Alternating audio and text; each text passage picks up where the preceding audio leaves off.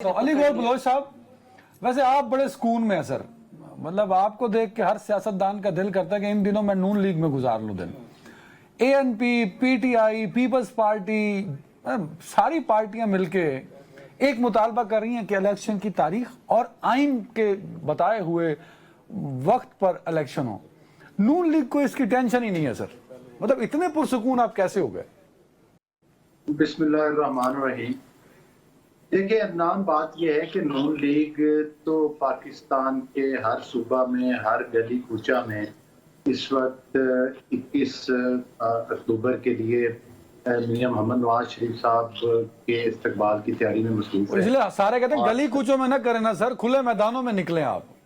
मेरी गुजारिश तो सुन लेना। बात यह है कि जाहिर है ग्रास रूट लेवल पर पूरे पाकिस्तान के मुस्लिम लीग के जो कारकुनान हैं वो इस्तकबाल की तैयारियां कर रहे हैं बड़े बड़े शहरों में। नहीं, अच्छा, मैं नवाज शरीफ की वापसी पे आता हूं अगले सेगमेंट में।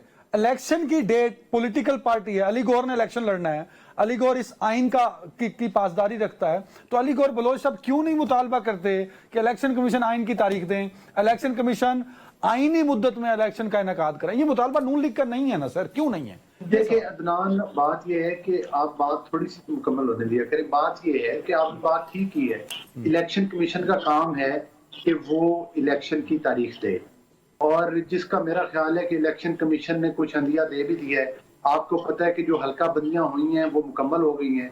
अब उसके बाद जो उन पर एतराज़ात है वो मरला गुजर रहा है। आप कह रहे थे कि नवाज शरीफ साहब के टॉपिक पे आप बाद में आते हैं, वो जरूर बाद में आए, लेकिन मेरा बात करने का मकसद ये था कि जो उनके इस्तकबाल की तैयारियां हो रही हैं वो इलेक्शन की तैयारियां हैं। वो एक एक्टिविटी है जो कि पूरे पाकिस्तान में, आप इलेक्ट्रॉनिक मीडिया पे देख लें, आप सोशल मीडिया पे देख लें, रोज हम लोग अपने अली भाई, हम दूर नहीं जाते ना बलोच साहब, हम इसी पैनल में रहते हैं। एएनपी और तहरीक इंसाफ के दो लोगों ने कहा कि इलेक्शन कमीशन को तारीख अनाउंस करनी चाहिए, तो अली गौर बलोच साहब भी ये मुतालबा कर दें। देखिए, हम बिल्कुल, आपने बड़ी अच्छी बात की है, लेकिन इन दोस्तों के इल्म में है कि जाहिर है कि जो हल्का बंदियां हुई हैं उसका एक आईनी प्रोसीजर है जिसके लिए उन्होंने बाकायदा एतराज़ात दाखिल करवाने की एक डेट अनाउंस कर चुके हैं, और उन हल्का बंदियों पर एतराज़ात पर उन्होंने फैसले करने, उस फैसले की भी डेट अनाउंस कर चुके हैं। तो जब ये एतराज़ात की डेट खत्म हो जाएगी, फैसले हो जाएंगे, तो अगला मरला डेट अनाउंस करने का है। तो मैं समझता हूँ नहीं सर, उन्होंने कहा कि 30 नवंबर को हम हतमी फहरिस्त जारी करेंगे। 30 नवंबर में करें वो जमा 54 दिन का मतलब यह है कि 13 जनवरी को इलेक्शन हो।